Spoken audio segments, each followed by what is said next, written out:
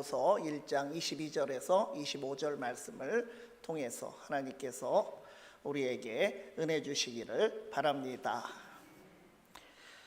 우리 성도님들이 오늘 아침에도 다들 한 번 이상은 거울을 보고 오셨을 것입니다. 우리 예배당 들어올 때 입구에도 착한 거울이 걸려 있습니다. 왜 착하냐면 실제 몸매보다 더 날씬하게 보여주는 거울이기 때문입니다. 거울하면 생각나는 유명한 동화가 있습니다. 우리 민족 전래동화는 아니지만 독일의 민담을 수집하고 편집, 출판한 그림 명제들의 동화집이 있는데 거기에 백설공주라고 하는 이야기가 나오죠. 거기 유명한 마법 거울이 나옵니다.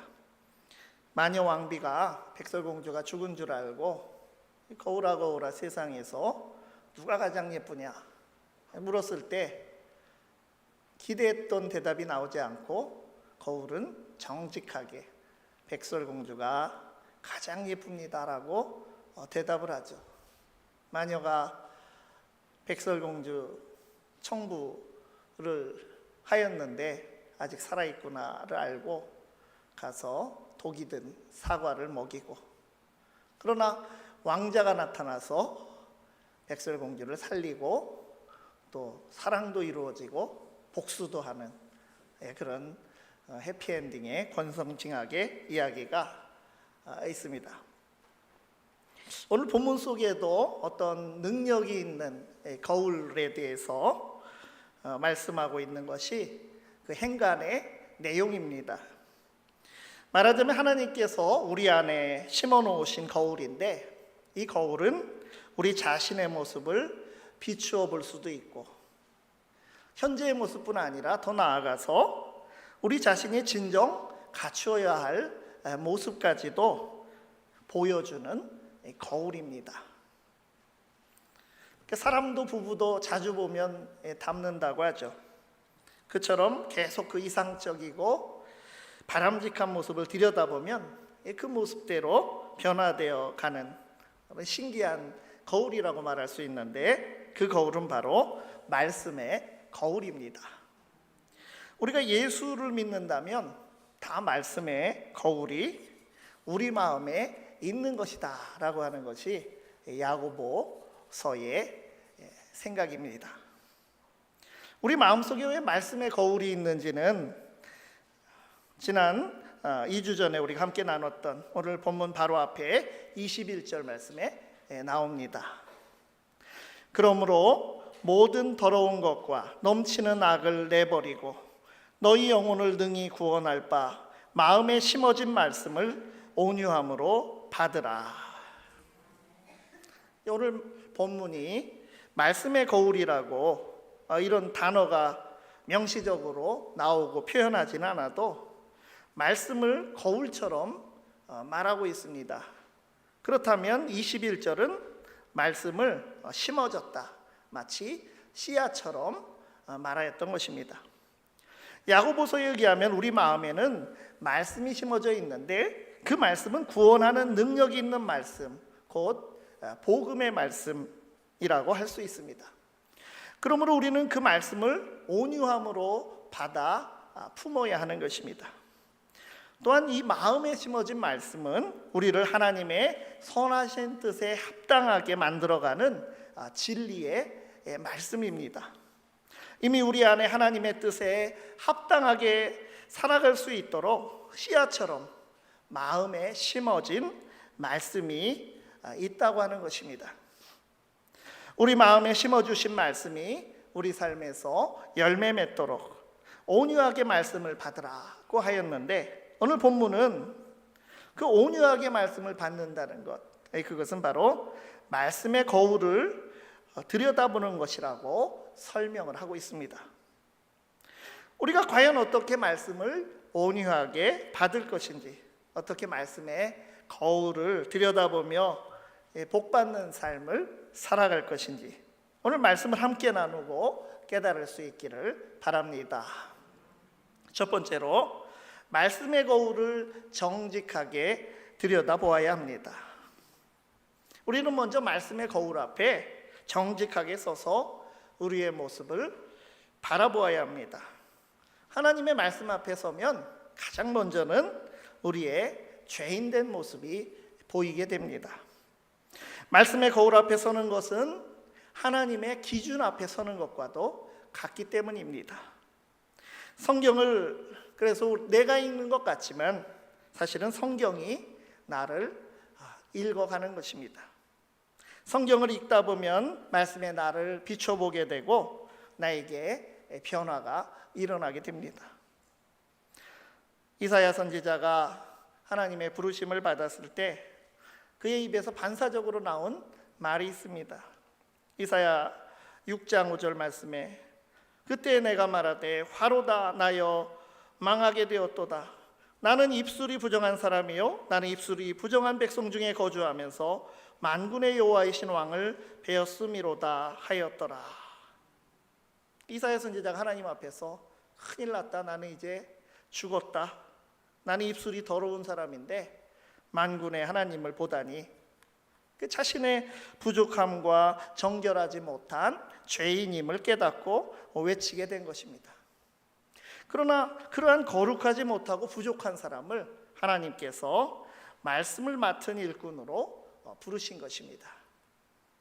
베드로가 예수님을 처음 만났을 때 그 거룩하심 앞에서 자신이 죄인임을 깨닫게 됩니다.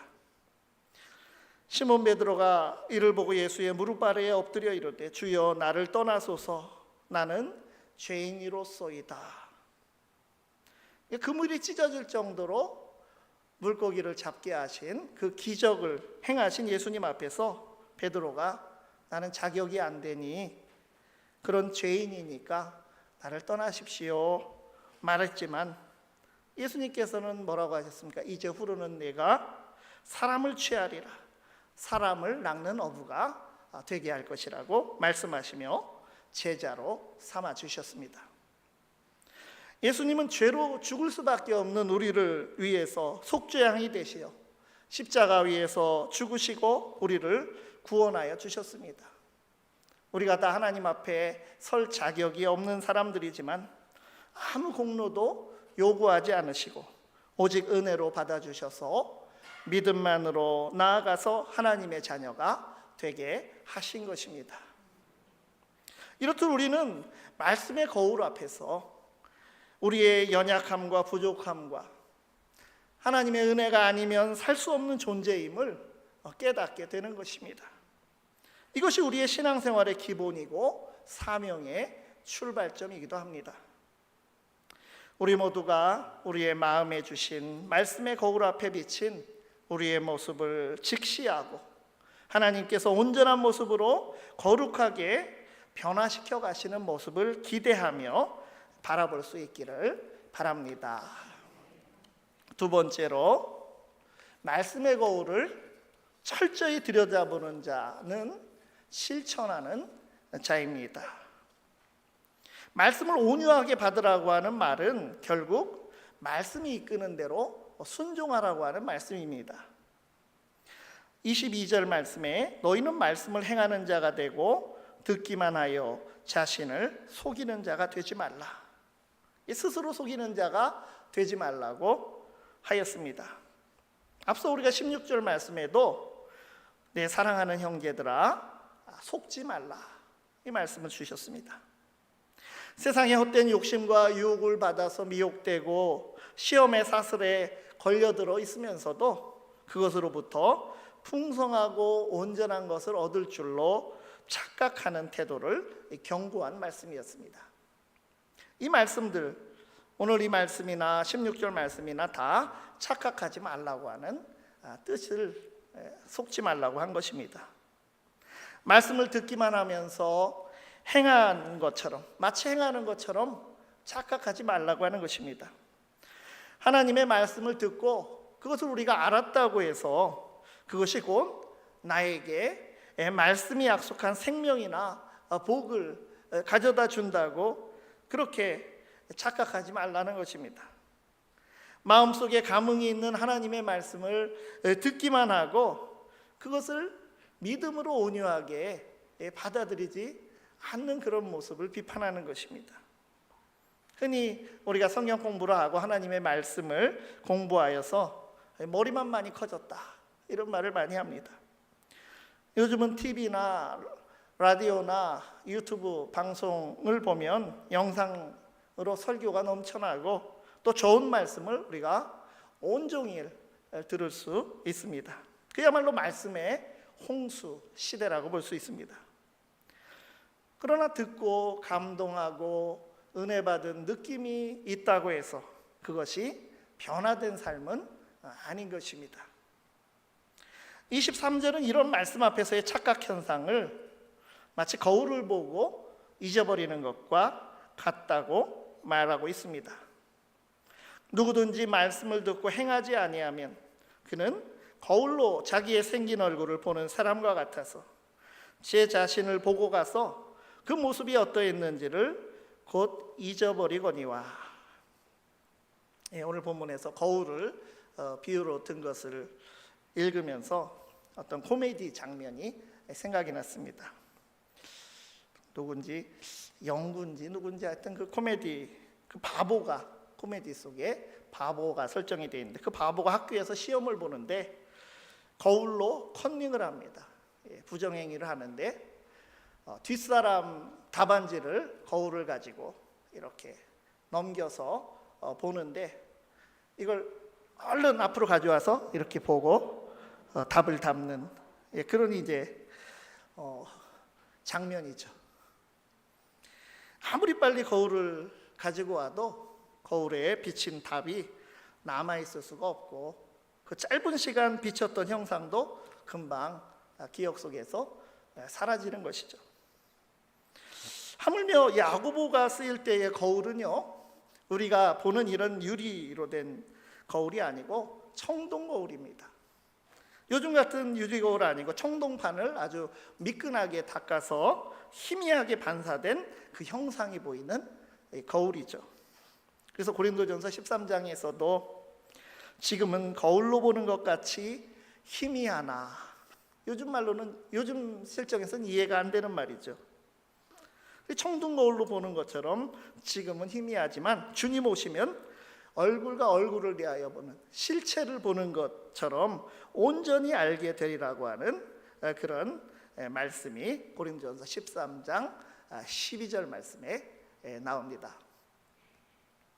그러니 유리 거울에 비친 모습도 거울 앞을 벗어나면 모습이 보이지 않는데 하물며 청동 거울에 비친 그 희미한 형상을 잠시 보았다면 그것은 기억 속에 남지 못하고 금방 잊어버리게 될 것입니다. 잠시 거울에 비치고 잊어버리듯이 소용이 없는 것을 지금 말씀하고 있는 것입니다.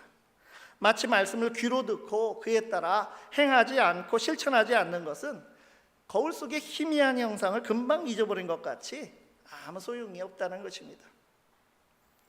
우리 안에 씨앗처럼 숨겨진 말씀이 열매 맺는 것은 우리가 말씀의 거울에 제시하는 그 모습대로 실천하며 살아가는 것이라고 하는 것입니다. 예수님께서 산상수훈의 말씀을 제자들에게 베푸시면서 맨 마지막에는 이제 결단하라고 하시면서 비유를 4개나 연속으로 말씀을 하셨습니다. 그 선포하신 천국의 복음의 말씀을 실천하며 살 것인지 아니면 말 것인지 둘 중에 택일하라, 2가지 중에서 결단하라고 하시면서 마지막에 4개의 비유를 말씀하여 주셨는데, 우리가 다 아는 말씀이에요. 넓은 문 넓은 길로 가지 말고 좁은 문 좁은 길로 가는 것 선택하고 둘 중에 결단해라. 나쁜 나무가 돼서 나쁜 열매 맺을지 좋은 나무 돼서 좋은 열매 맺을지 선택하고 결단해라. 주여 주여 부르기만 할 것인지 아버지의 뜻대로 행할 것인지 선택하고 결단해라. 그리고 더 유명한 말씀이 있죠. 모래 위에 지은 집이 될 것인지 반석 위에 지은 집이 될 것인지 선택하고 결단하라. 이 말씀은 전부 다 앞에서 말씀하신 것을 실천하라고 하는 뜻입니다. 우리가 알다시피 주님의 말씀대로 실천하며 살아가려고 하다 보면 세상의 가치관과 부딪히게 됩니다. 말씀대로 행하면 좁은 문, 좁은 길을 걷는 것과 같이 안락한 삶은 되지 못합니다.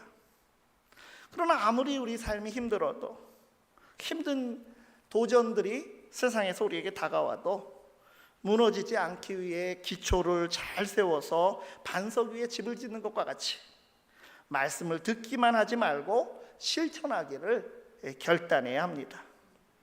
좋은 나무가 좋은 열매 맺는 것처럼 주님의 제자는 말씀을 듣고 실천하는 삶을 살아가야 하는 것입니다. 그래서 오늘 이 야고보서 1장의 말씀과 산상수훈의 말씀은 이렇게 상통하고 있습니다. 열매를 맺는 것, 이것은 행하는 것이고 실천하는 것이다라고 하는 것입니다. 우리 안에 주신 말씀의 거울은 우리의 연약함을 정직하게 비추기도 하지만 우리의 온전하여진 모습을 믿음으로 미리 보도록 비추어주는 거울인 것입니다.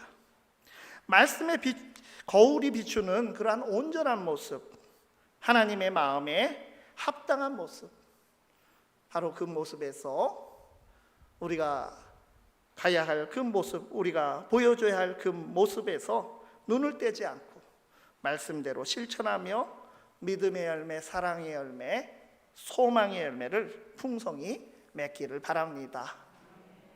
세 번째로, 말씀의 거울은 우리를 자유롭게 하는 온전한 법입니다. 25절 말씀입니다. 자유롭게 하는 온전한 율법을 들여다보고 있는 자는 듣고 잊어버리는 자가 아니요 실천하는 자니 이 사람은 그 행하는 일에 복을 받으리라.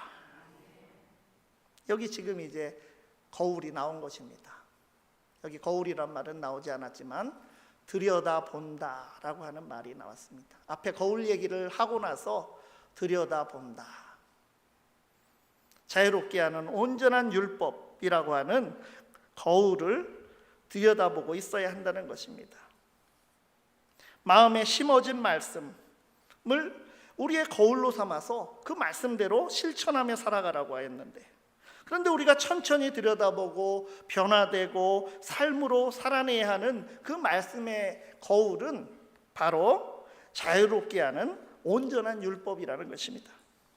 이것을 직역하면 자유의 율법, 즉 온전한 율법, 이렇게 구조가 되어 있습니다. 예수님께서 말씀하시길 주님 안에 거하면 진리를 알고 자유롭게 된다고 하셨습니다. 진리를 알지니 진리가 너희를 자유롭게 하리라.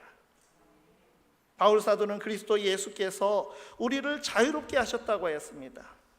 그리스도께서 우리를 자유롭게 하려고 자유를 주셨으니 그러므로 굳건하게 서서 다시는 종의 멍에를 매지 말라. 죄에서 해방된 자들이 다시 죄의 종이 될 수는 없습니다.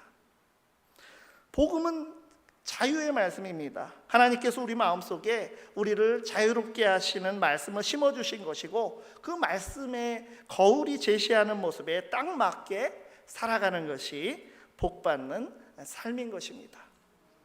복음이 무엇입니까? 복된 소식이고 기쁜 소식입니다. 우리를 죄의 노예로부터 해방해서 자유롭게 하신 은혜를 전하는 소식이기 때문에 복음입니다. 죄와 죽음의 세력, 그 증상으로 우리가 겪고 있는 현재의 고난이 우리에게 도전해 와도 장차 있을 영광을 바라보며 넉넉히 이길 수 있는 것이 바로 복음입니다. 그래서 예수 믿고 구원받은 사람은 그 복음의 근거에서 살아가기 때문에 흔들리지 않을 수 있는 것입니다. 그 복음에 합당한 삶, 천국의 길을 보여주신 주님의 말씀대로 살아가는 것이 복된 삶입니다. 하나님께서 주신 율법을 잘못 받아들이고 잘못 해석해서 사람의 자유를 억압하는 율법으로 만들어 지켰던 그 바리새인들을 비롯한 완고한 사람들을 향해서 예수님께서 새롭게 해석해서 선포하시고 가르쳐 주신 율법은 사랑의 계명이었습니다. 사도 바울도 주님이 주신 자유는 사랑하는 자유라고 말씀을 하였습니다. 갈라디아서 5장, 아까 읽은 말씀에서 조금 더 내려가면 5장 13절 말씀 보면, 형제들아 너희가 자유를 위하여 부르심을 입었으나 그러나 그 자유로 육체의 기회를 삼지 말고 오직 사랑으로 서로 종노릇하라. 이제 더 이상 죄의 종노릇은 하지 말지만, 그러나 우리가 스스로 사랑의 종노릇을 하는 그런 사랑의 자유를 행사하라고 말씀하고 있습니다. 예수님께서 원수를 사랑하라고 하셨고, 우리가 연약할 때, 즉 우리가 죄인 되었을 때, 곧 원수 되었을 때 십자가의 죽음으로까지 확증하신 그 사랑이 바로 자유의 법이고 온전한 법입니다. 사람을 정죄하고 힘들게 하고 시기와 허영으로 분열하고 경쟁하게 하는 그런 율법이 아닙니다. 죄와 사망의 법에서 해방하신 생명의 성령의 법이며 자유를 주는 율법이며, 자유롭게 된 자들이 따르는 율법은 사랑의 법이라고 하는 것입니다. 사랑의 법이야말로 자유의 법이면서 부족함이 없는, 오늘 말씀이 우리에게 증언하는 대로 온전한 법인 것입니다. 우리는 예수 믿고 우리 마음에, 우리의 심령 안에 심어진 말씀을 다 갖게 되었습니다. 그 자유의 말씀, 온전한 말씀이 우리와 항상 함께 있을 것입니다. 그 말씀의 거울에서 눈을 떼지 않고 철저히 들여다보고 실천하며 살아감으로써 풍성한 생명과 의와 사랑의 열매를 맺는 복된 삶이 되기를 간절히 바랍니다. 기도하겠습니다. 거룩하시고 인자하신 하나님 아버지, 우리 마음에 주신 복음의 거울에 비친 우리의 과거, 현재, 미래의 모습을 봅니다. 진리의 말씀, 자유의 말씀, 온전한 말씀에서 눈을 돌리지 않고 삶 속에서 사랑과 의와 생명의 열매를 맺어가게 하옵소서. 예수 그리스도의 이름으로 기도드리옵나이다. 아멘.